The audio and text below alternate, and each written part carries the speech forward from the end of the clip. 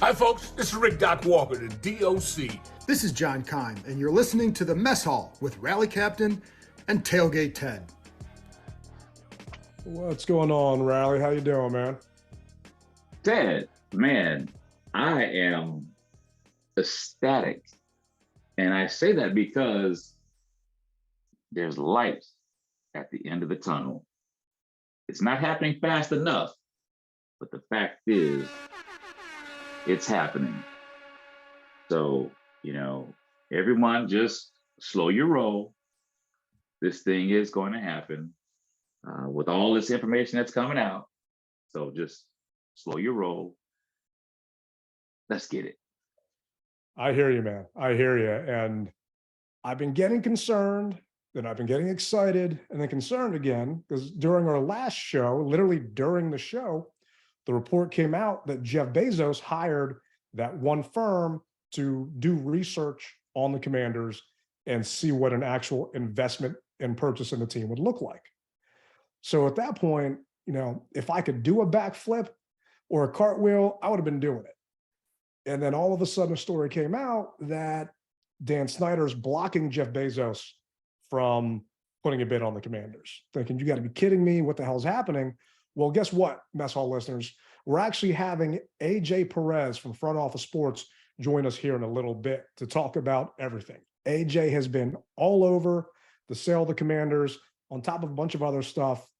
And Rally and I constantly say, if it's not coming from the beat reporters here in our area, like a John Kime, a Nikki Javala, a JP Finley, don't believe it, but believe AJ. The guy knows what he's talking about, and we can't wait to have him join us here on the show. But to get some business done first, guys, our subscription numbers have been going up. Help us get them to go higher.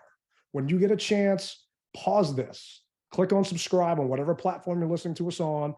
I actually had a couple people say, hey, I'm waiting for the YouTube to come out versus the actual podcast because I like watching you guys. I don't know why, but, hit subscribe on YouTube. I get to see whoever subscribes. I appreciate you guys doing that. Rally appreciates it too.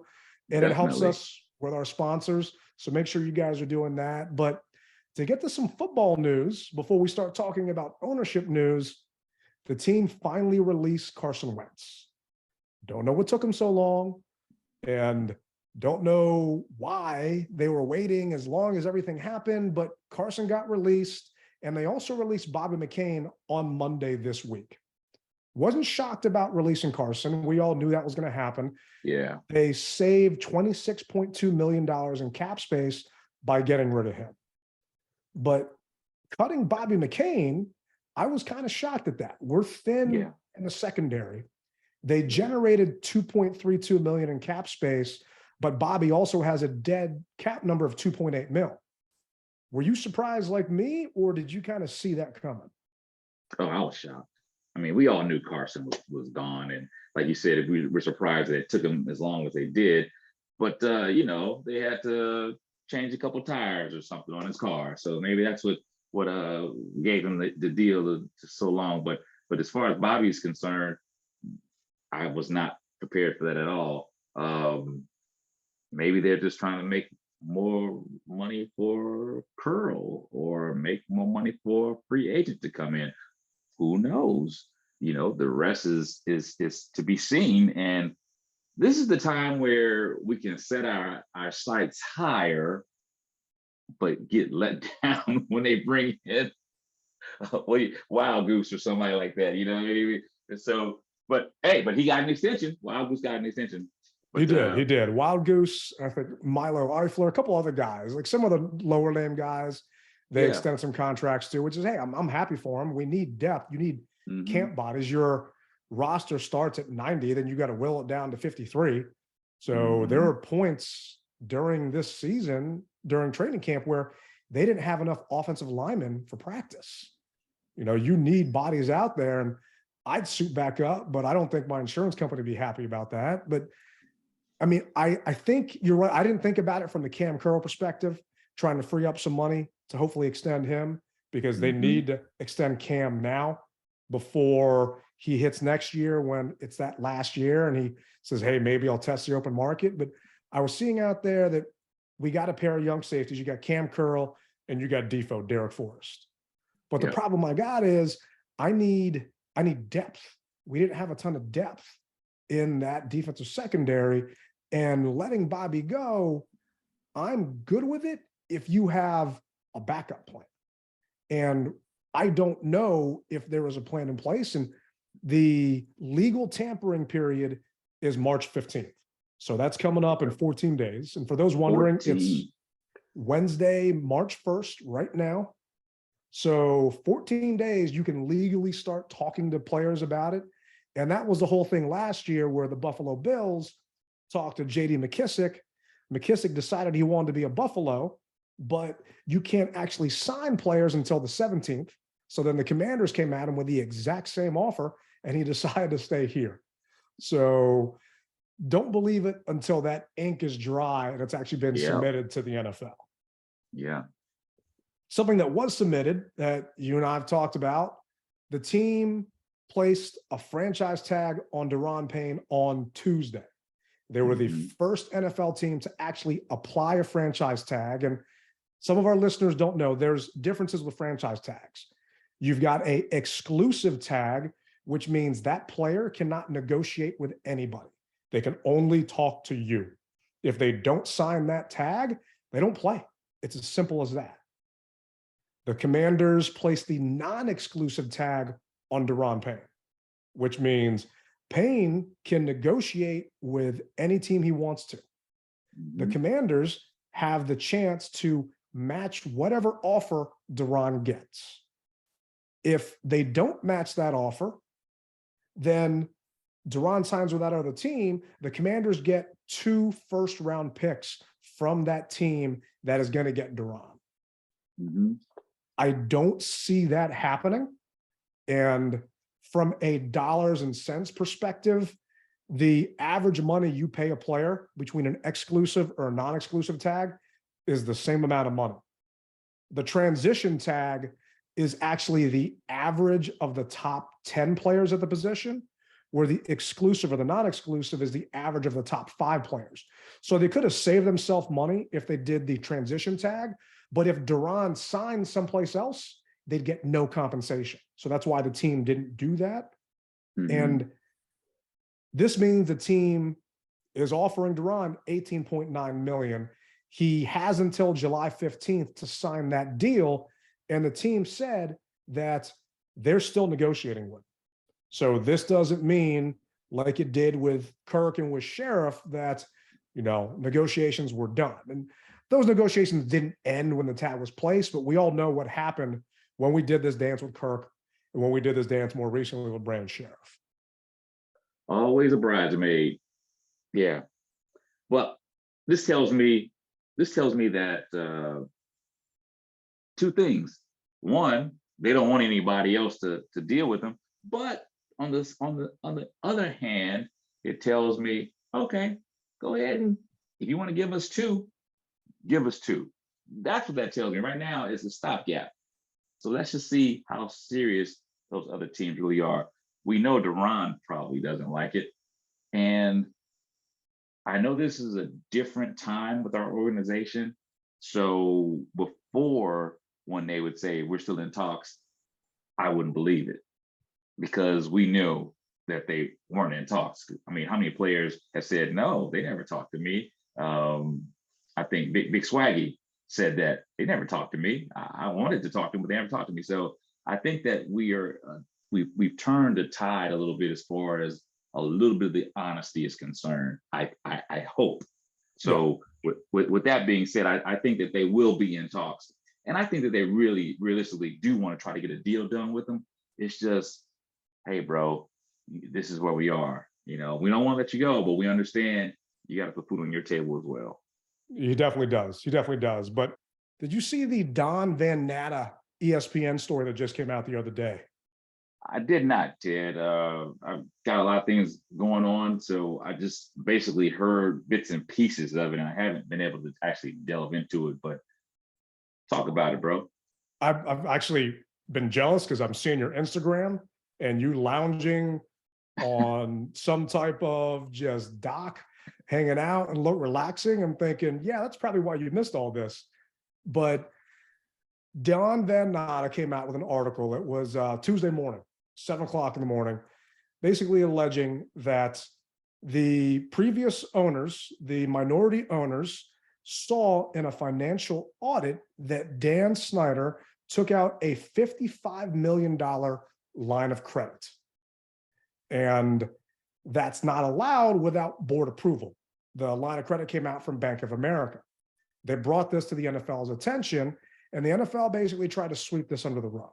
Well, long story short, records were subpoenaed, and the federal government is involved now, and they're looking into the financial dealings of this loan. Bank of America was waiting for a note from the board saying that this loan was actually approved and signed off, even though the line of credit was paid back. They needed to attach that actual note to their closing certificate from a bank. It's like, I've got a home equity line of credit on my house. And even if I don't use it, if I want to close it, you got to fill out paperwork. Well, they paid it back, they closed it. Well, to get the paperwork done, it wasn't there. In the article, for those of our listeners that haven't seen it, and we're going to talk to AJ Perez about it here in a minute when he joins us, but in the article, they're saying that Dan Snyder paid himself a salary of $10 million per year that wasn't approved by the board of directors.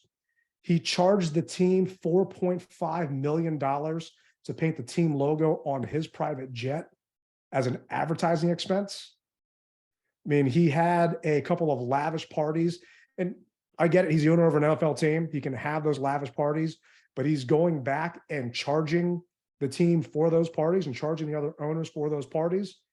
The other owners were claiming that they never had a board meeting. And Dan is quoted saying, "Why the F do I need to have a board meeting?"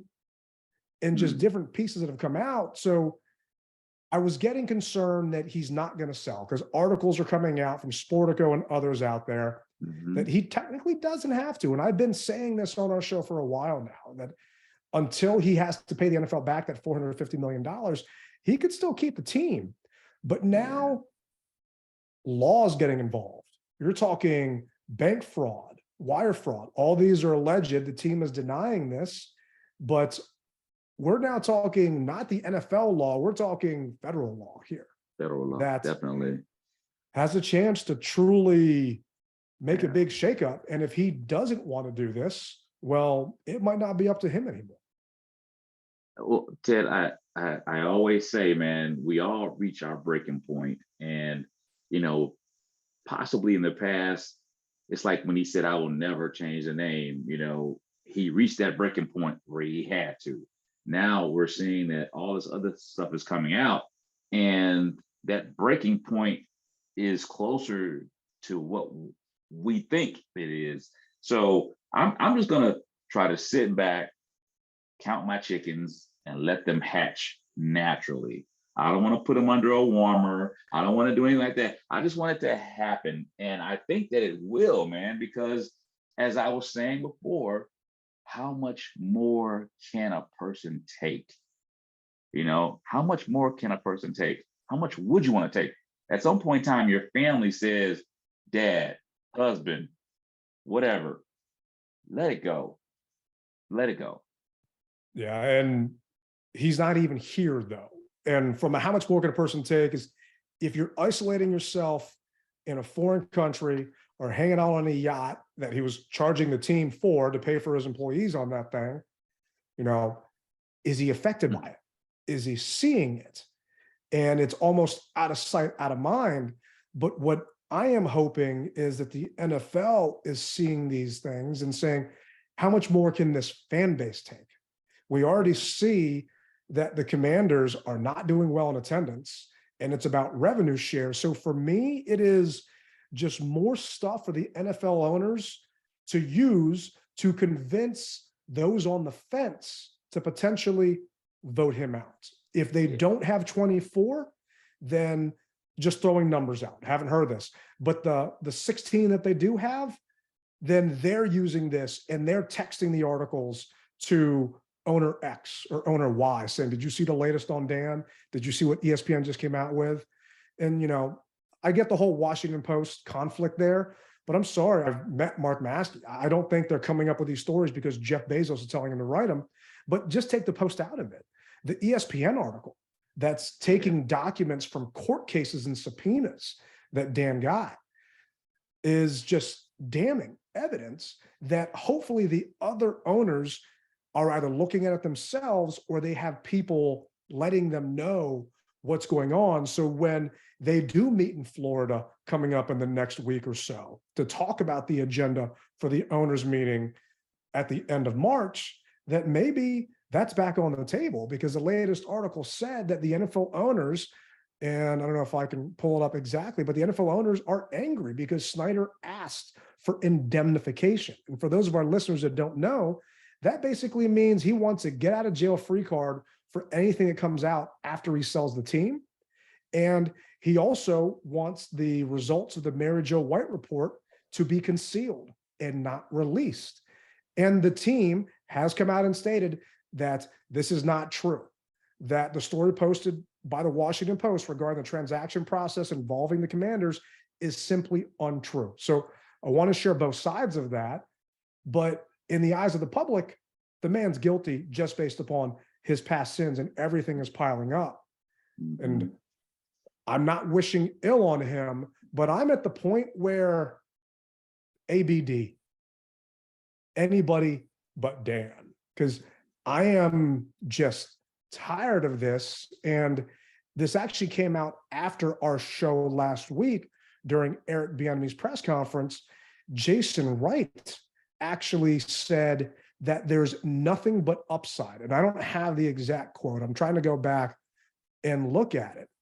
But he basically said that there was nothing but upside in regards to new ownership. And I was shocked to hear that come out of the mouth of the team president. Well, it is nothing but upside.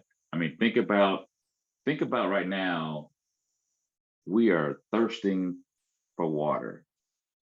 And we can see the water, but we can't drink it. We know that once this happens, we're going to have a lot of water to drink. And we're going to get waterboarded with all the water that's going to come down, man. So once again, everyone knows, but will he do it? And when will he do it, more importantly? Time will tell.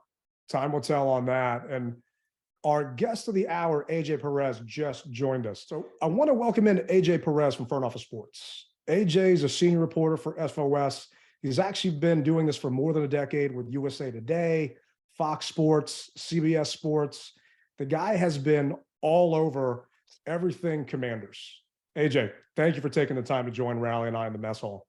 No problem. It's been a long day. Besides the Commanders, I do also cover a lot of legal stuff, and you got Flores and Michael Irvin popping up today. So, oh yeah, I've been following your timeline on Front Office Sports and just seeing everything you do. And we just focus on this team. I can't imagine everything that's kind of going through just your mind and all of your articles that you've got going on. But from our standpoint, thank you. Thank you for doing what you do and getting the truth out there in regards to this. And having been a longtime DC resident, Washington Redskins football team, Commanders fan, most teams would be talking about the combine right now and what their team is doing.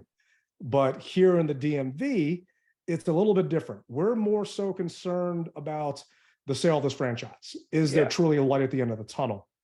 And last week, during our show, actually, it came out that Jeff Bezos hired a firm to look into what a potential purchase of the Commanders look like.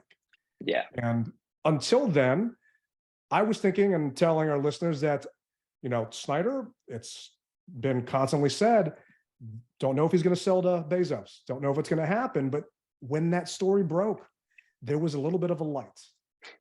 And that happened right after Eric Bieniemy press conference. It was like within a couple hours. It did. So much. That feels like a month ago at this point. It was 6 days ago. It's 6 days. That's crazy. 6 days. It's been a wild 6 days. It has been. And then another story came out, and there have been so many conflicting reports, just depending on who you follow, what you're clicking on. That's why I really appreciate how you summarize everything on the site. For those of our listeners, make sure you go to Twitter, follow by AJ Perez. Like I said, he's got everything you need to know about the sale of this team, plus more. But a conflicting report came out that Snyder was then making sure that Bezos could not bid on the team. Then you came out with the story on Monday talking about how that's not exactly the case. So from our listeners' perspective, could you help us wrap our heads around this kind of days of our lives saga as it comes to will Bezos not be, and just everything from that side? It's kind of hard as a reporter to kind of put in what everything you hear, and we've known for so long, pretty much even before this team went up for sale in November, that Bezos had interest in NFL ownership. Obviously, we saw him up in the booth with Roger Goodell on one of the Thursday night football games this year. So the NFL owners want him. I'm not saying every owner wants them, but like the power brokers, the Jerry Jones, the Robert Krafts want Jeff Bezos as part of the NFL. And this is not. And my reporting has been kind of it's been close to when it comes to Bezos that everybody else has had, as far as, I never use the term barred. He's very reluctant, and because of the Washington Post, for sure.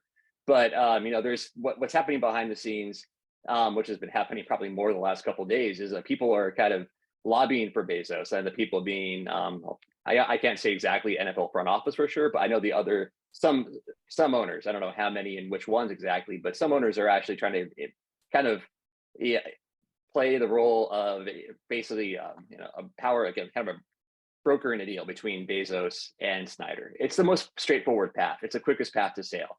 Bezos has so much money, more money than anybody else.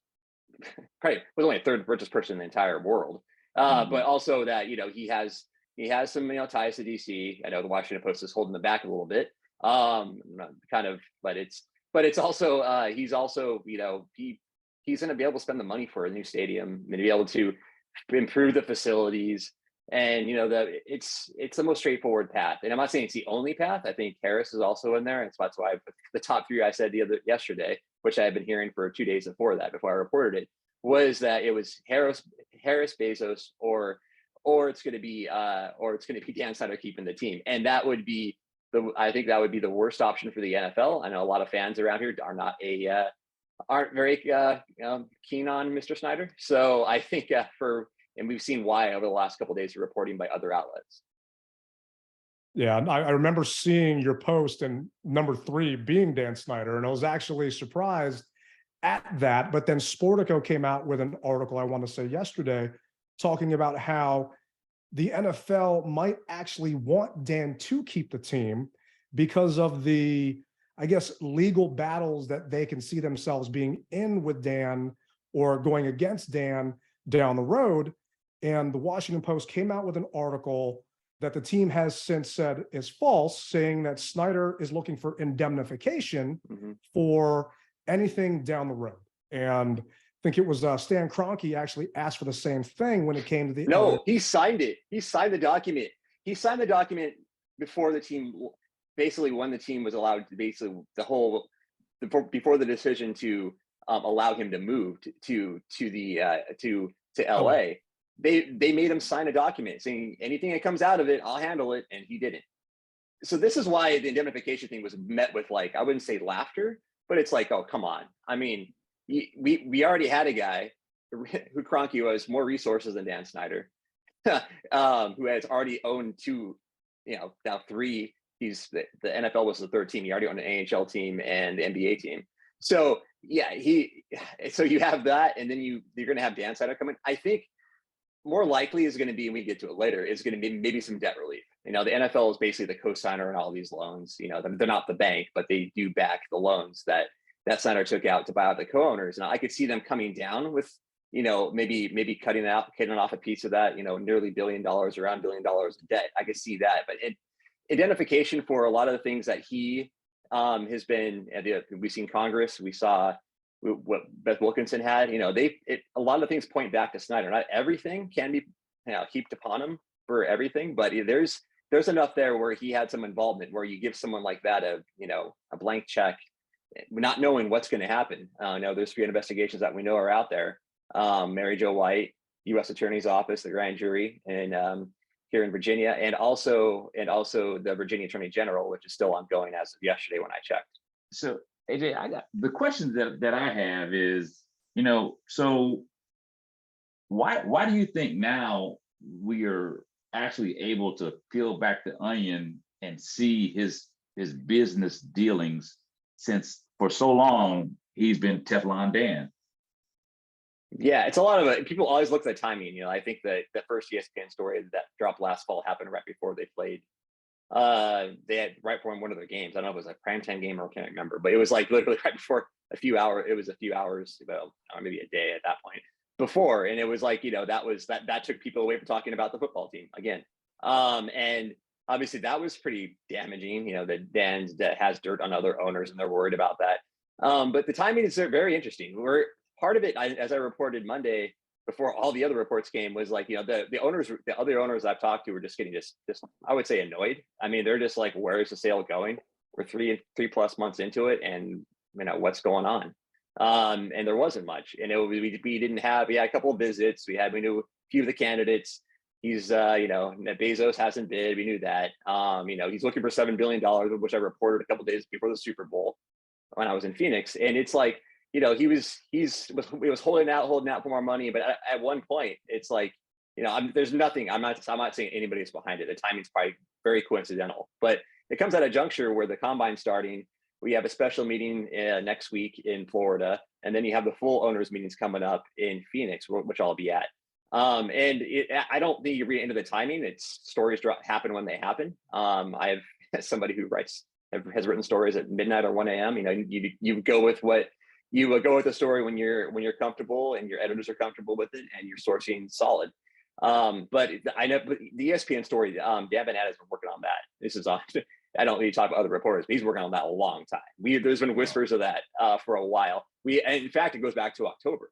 I mean, I think that's when the story dropped, the Dan Dirt story, October, November of last year. Mm-hmm. That's when we were like, hey, that was like, when I read that story, I was like, wow, the financial stuff isn't in there. And the financial stuff hasn't really been talked about really much. Congress kind of dropped it after the letter of the FTC. That was almost a year ago. That letter of the FTC that basically launched this cold federal probe as well.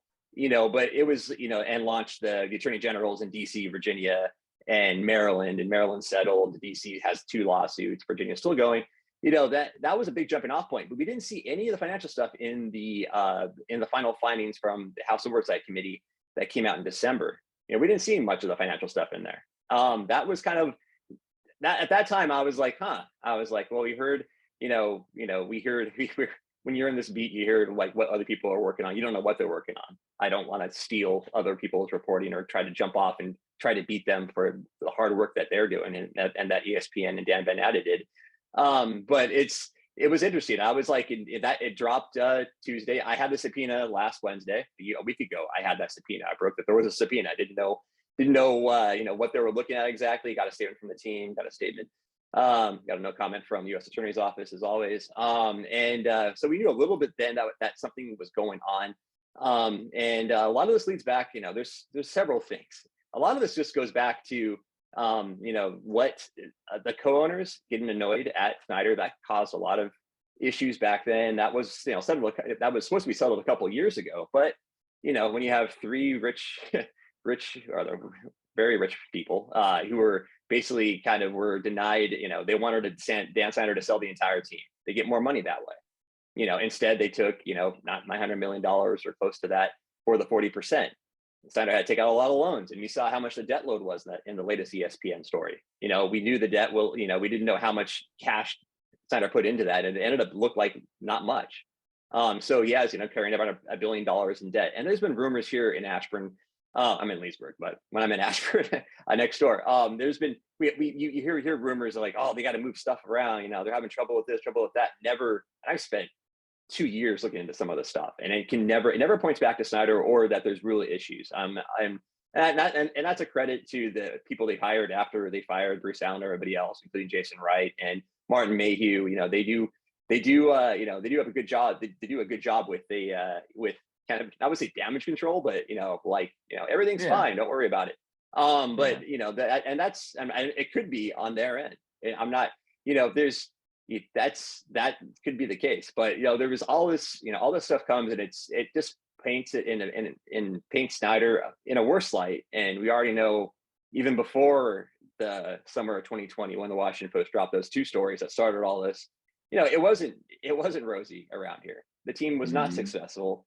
The team, they keep every single season, they tarp off more of FedEx.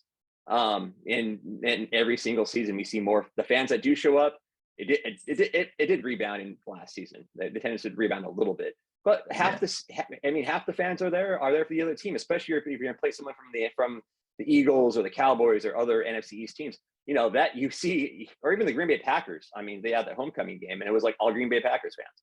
So that's the NFL owners. The other owners just realize it. They realize, and they don't always blame Snyder for not getting a stadium, but they do see, allegations of financial misconduct, which we broke.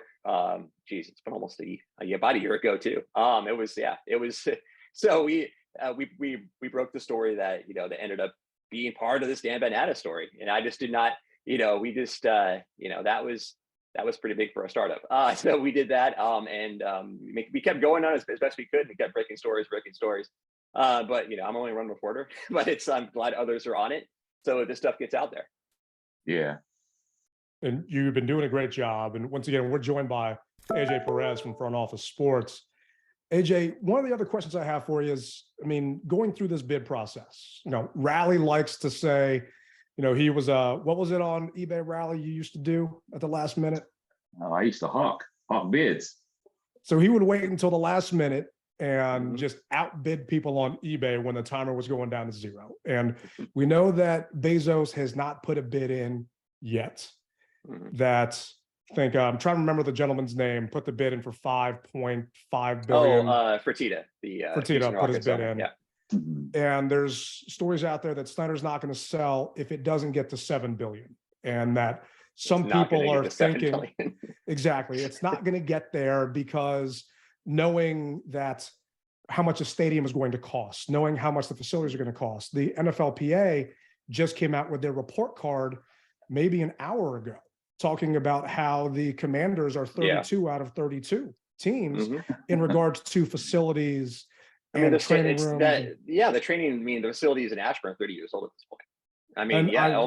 Almost 30 years, or about 30 years old. Yeah, you're right. They put that dome in. I don't know how many years ago. The bubble after I moved here. The bubble after I moved here. But yeah, it's a team that's been stagnant for in many ways. And all of it leads back to Snyder. He has to take ultimate control. Almost 24 years as an owner, you have to take some, you have to take responsibility. He never wants to, and for anything, it's always somebody else's fault. And at some point, it's like you got to look inward, man. It's like I don't know. We saw his wife get booed. Now she's a co-CEO, Tanya Snyder, get booed during the game, and I had people texting me. I'm like, dude, I was like, that could change things. So many things could change things. I've been hearing this could change. This is going to change this. Going to change this, and he's still the owner. And finally, I think things are moving either towards a sale. Now it's a fire sale. Now it's like you're like showing your house and you just crash your car into the front of it before when it goes in the market. You're not going to get as much money for it now. Now all this stuff comes out. If you would have let Bezos bid earlier in this process, instead of needing a bunch of people to vouch for him, vouch for Jeff Bezos, and saying, Jeff Bezos doesn't write the stories that Liz Clark and Nikki and Mark write. That could have, so much things could have been done differently. The timing of the sale was always kind of, the subpoena hit somewhere around there. Don't have the timing exactly, but it was somewhere. From what I understand from one of my sources was the subpoena came not too far before he announced the sale. Is there a cause and effect there? I have no idea. But there's at some point, there was that he and it could have been just, a couple of I had one source going back to when this all started in November, who was like, hey, just go through the process and just keep the team. That was like, and that was speculated by others, but this was a banker who I talk to fairly regularly. Actually there's two. There's a couple other sources as well that were like, yeah, they're gonna, because that was Robert Sarver that's what everybody thought Sarver was going to do with the Suns. Now he ended up selling. But so it was, that was always back in every story. It's like almost after mention, like, oh, there's always this chance, always this chance. And now that, I just don't, at this point, even though Goodell kind of got brought into this ESPN story and over the $55 million loan, and, there's other things hanging out there, I think the league's better off with him gone. And I think that's how the owners feel. And not all of them, I'm sure but we're getting close to 24 for removal. I can't speak for all. I can only speak for the ones I keep in touch with. It's not all 32. I guarantee that. So that's it's there's going to be some kind of, not say settlement, but there's going to be some kind of there's going to be some kind of deal worked out, I'm sure, when it comes to not identification, but it's kind of like, hey, you're gonna go away. And Snyder can't sue. He can sue. If they take it away from him, he can sue. But and actually Brian Flores today was able to keep his case out of arbitration, and the NFL will probably appeal that. Like everybody else in the NFL, Dan Snyder is bound by NFL arbitration. When he bought the team in '99, he's bound by that, and arbitration is run by Roger Goodell. Or his designee. So if he could sue, and then probably it'll be in the federal courts for a couple months before it gets compelled to arbitration, maybe longer. But it'll almost every single time it ends up there, because this is an NFL. This is an NFL matter. It's not. You're not suing. It's not anything to do with anything but beyond the NFL. It's the NFL. So how are you gonna keep out of the whole secret arbitration that these co-owners were put in? And then we see it. I've never seen arbitration documents that Dan Manata got. That's so awesome. Because I've covered, from Zeke Elliott to all these other cases in arbitration I've covered over these, going back to Star Caps with New Orleans Saints, like that was like 15 years ago. I've covered all this. I've never seen an arbitration. I covered Caps arbitration, never, and I know his lawyers, and they don't tell me anything about what happened. The numbers are coming out of how much Cap settled for. Nope, I couldn't even get a gauge from the guy. And that's how secret the process usually is. The fact that those leak, and I said this, I guess I may have said it on Twitter last night, that's a bigger deal to the NFL or a lot of people within the NFL than the John Gruden emails leaking. But at some point, AJ, you think that, come on, man, he's had enough. At some point, you just let's sleep in dogs. Do we? Look at everything he's gone through. I know. I think all of us would feel, I'm like, yeah, I'm not wanted, but I'm going to get like $6 or $7 billion. That's kind of cool. I'll go somewhere where I am wanted. Like that would be the normal reaction, right? Wouldn't it? But it's not. Yeah. It's kind of it's amazing. I'm not saying he lives in a bubble or anything. He must know how the fans feel, and he knows he's hired. The one indication that Dan Snyder knows how bad things are. Just look at how much he's spending on lawyers. If he's really hard up for money, these lawyers aren't cheap, and he's got tons of them. And that's adding up. Whether that's an expense that we don't really talk about, but he has a ton of lawyers who've done a lot of work, hours worth of work. They're probably even talking to when they talk to the media, they're probably going to be they're on the clock, and they've been talking. So that's a lot of lawyers that he's been having either to fight a subpoena from Congress or to deal with the co-owners. To do that arbitration, you need lawyers. It's every part of the way. He's had many lawyers. And I'm working on something close to that. I can't give it away, but like kind of along those lines right now. But okay. Yeah, it's nuts that that he's still fighting. And what you see why though? This is all he wanted to do. He grew up in Silver Spring. He loved the Redskins. He wanted the team. He's had the team for 24 years, not very successfully as an owner, but he's owned them. And he doesn't have the outside businesses that some other owners have. This is his piggy bank, as Dan Manata, which I've heard my sources say over the years. This is his piggy bank. This is his main source of income. And that's how he's taking loans out. Maybe shouldn't have. Maybe he's taking loans out to the league. Yet we are told he paid $49 million cash for his house a couple years ago down there in Alexandria. So you see just you hear differing things from Snyder's side and then we see the reporting that kind of contradicts a lot of it. Yeah. And I can't speak for other individuals, but at least in my eyes, they're innocent until they're proven guilty, just because all of the reporters that are doing their job, like you, like Dan, JP Finley, other guys out there, they are providing facts. And for me, Riley, we're not here about speculation. It's about the facts. And the fact that Dan was able to get those documents, that these were, in court documents and things are coming out from there, it's very hard to refute from the commander standpoint. And seeing some of the statements that have been coming out, I was concerned that after seeing a couple posts, if he doesn't get the $7 billion, he's not going to sell.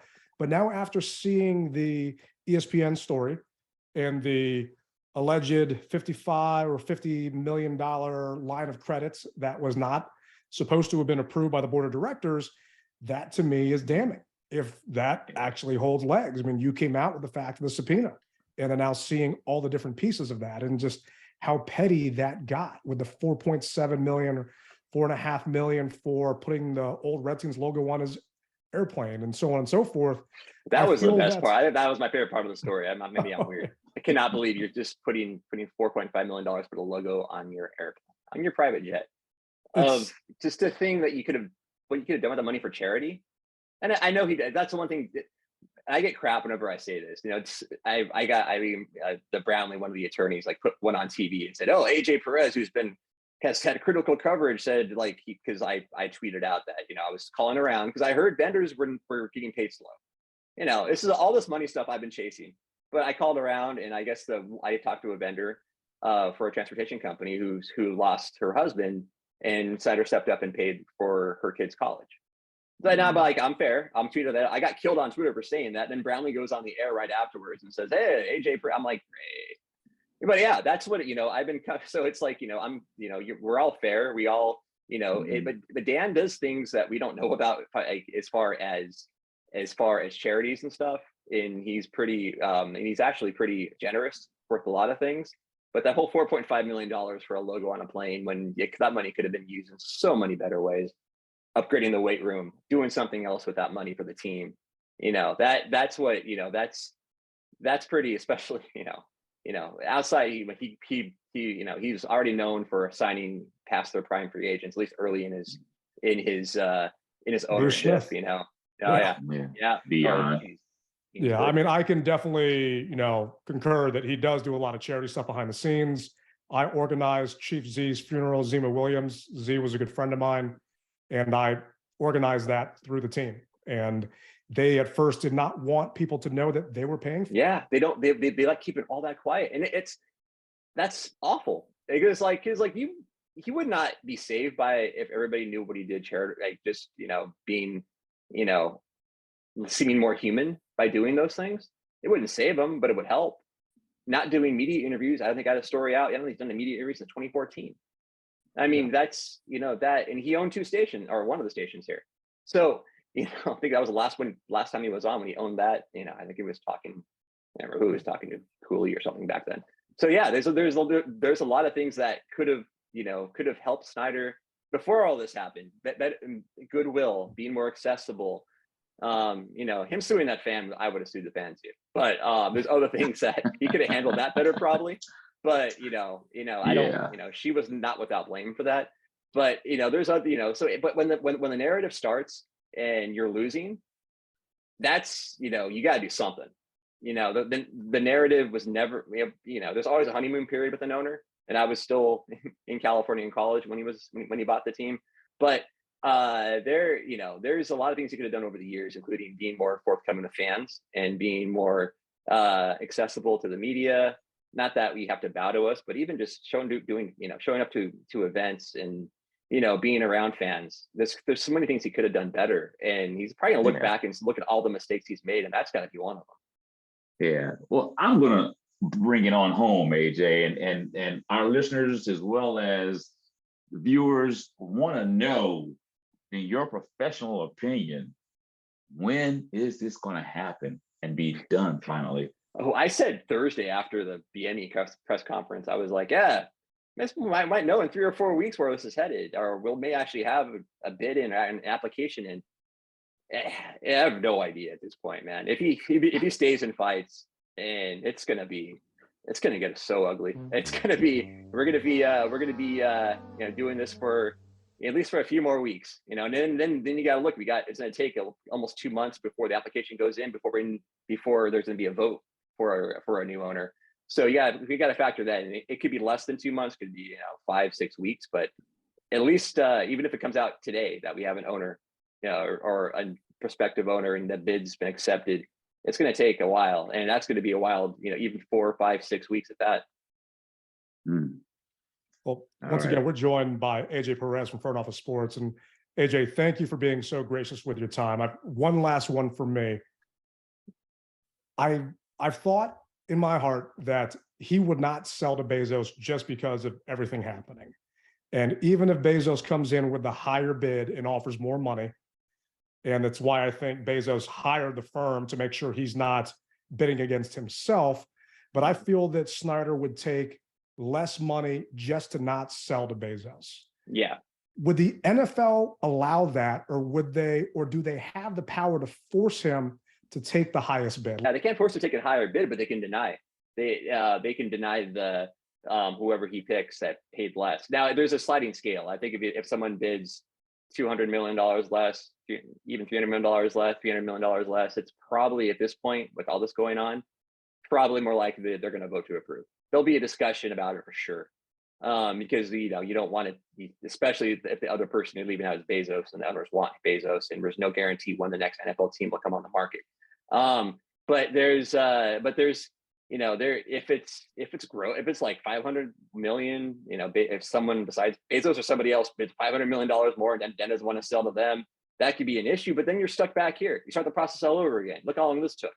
We're like 120 days or whatever it is now long, and we still don't really have anything really solid, concrete when it comes to the leader in the clubhouse at this point. You're going to start this process over again while the federal investigation goes on. Mary Jo White's report's going to drop before that. That's going to come out in the next couple of weeks. I wouldn't say that. I can't put a time on it, but I would be guessing it'll be around the owners' meetings, if not before. And so that's less than a month away. So there's no indications that it's going to come out like tomorrow, but you never know. She's on her own timeline, I was told.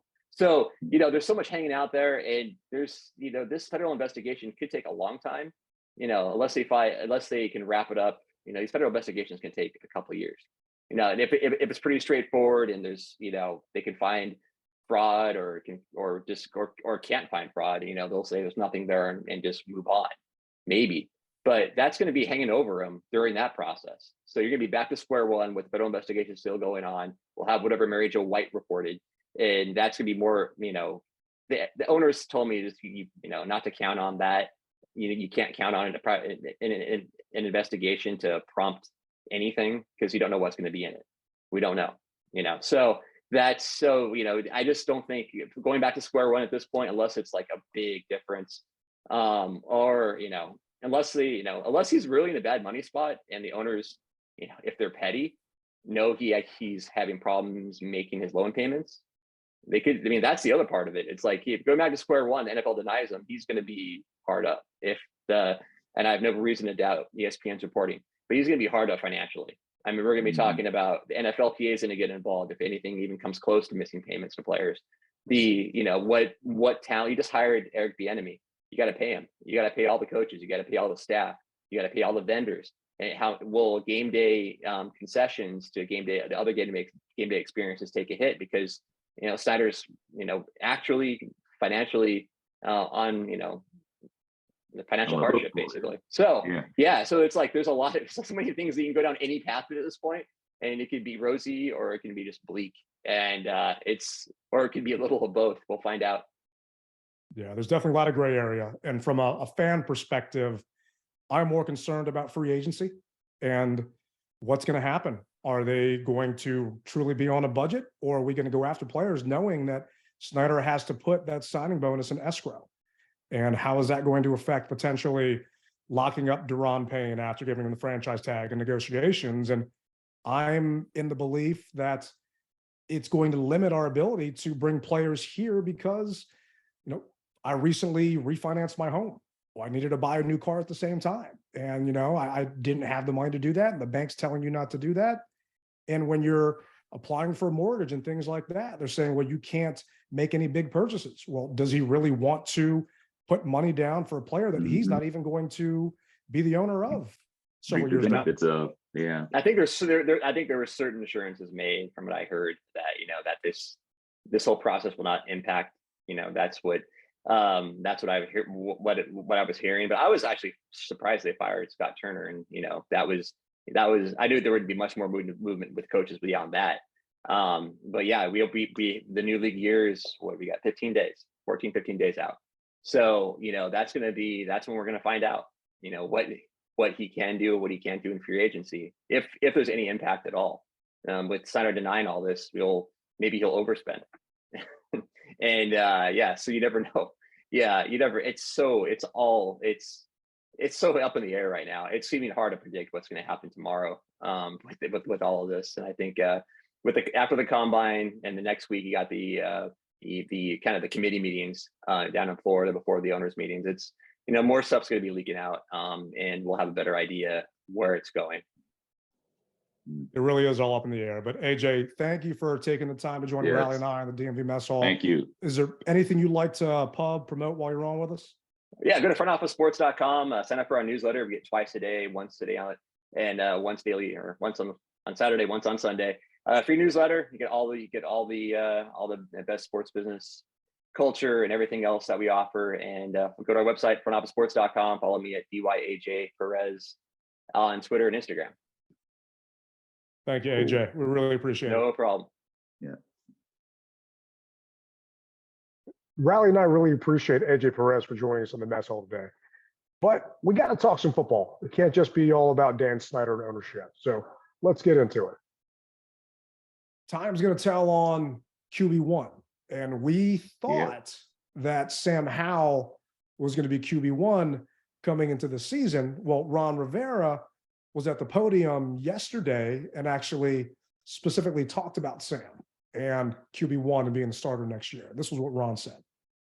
Well, if you go back to his junior year coming out, this is a guy that had some very good grades on him as far as being draftable. I believe if you go back and you ask some scouts, what their grades are, you're going to see some pretty high grades. That's what I did. I looked at our people's grades, and we had some very good grades on him. So we feel very confident in his ability. Secondly, things that he showed us over a period of time. He played a lot in the preseason. That was something we did on purpose. We wanted to see him because we liked him that much. During the season, when you watch the practice tape and he just had some moments that just showed you, he's done a really good job. And then getting the opportunity against Dallas. I thought he came out and played the type of game that you're looking for as far as the quarterback's concerned. He's got a tremendous skill set, got a good arm, the kind of arm that you do look for.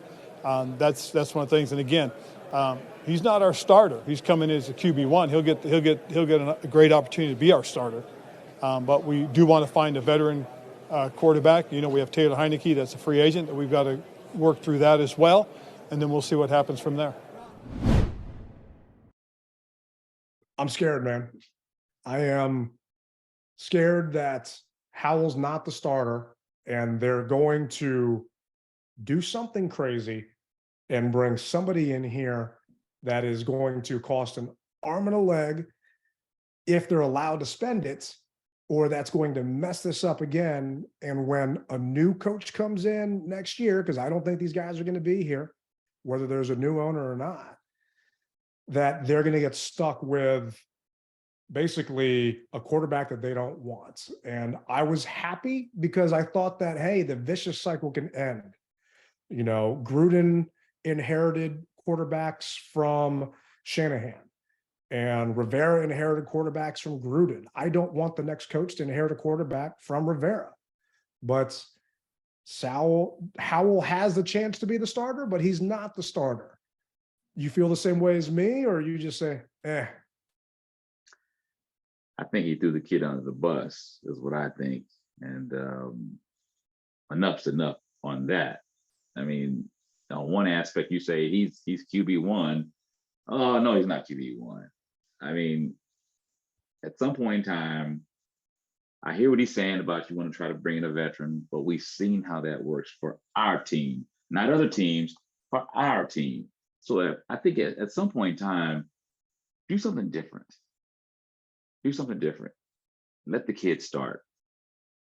As difficult as that may be, because how many times, like you said, and we're going back in years, but we heard that, RIP to Dwayne. Dwayne's going to start. Oh, no. Or he's got all the tools to be a starter, but we're going to see what happens. We're going to have a true quarterback competition. That's what it was. We're going to have a true quarterback competition. And there was never a competition.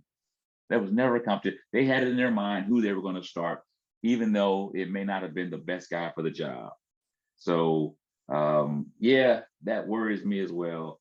I'm hoping that they can just make their mind up, because on so many levels you hear the upside, and I know you gotta stroke them the right way. I understand that, but at the same time, you stroke them the right way, but then you turn around and you slap them in the face. So just stop. You know what I mean? Less is more. Just stop. Yeah, we've been saying less is more during these press conferences a ton. I mean, they came out and said that they're still evaluating their options on Chase Young's 5th year, and they don't know if they're going to do it. And to publicly come out and say that about one of your players who's not the face of your franchise, but was picked to be the face of your franchise, less is more.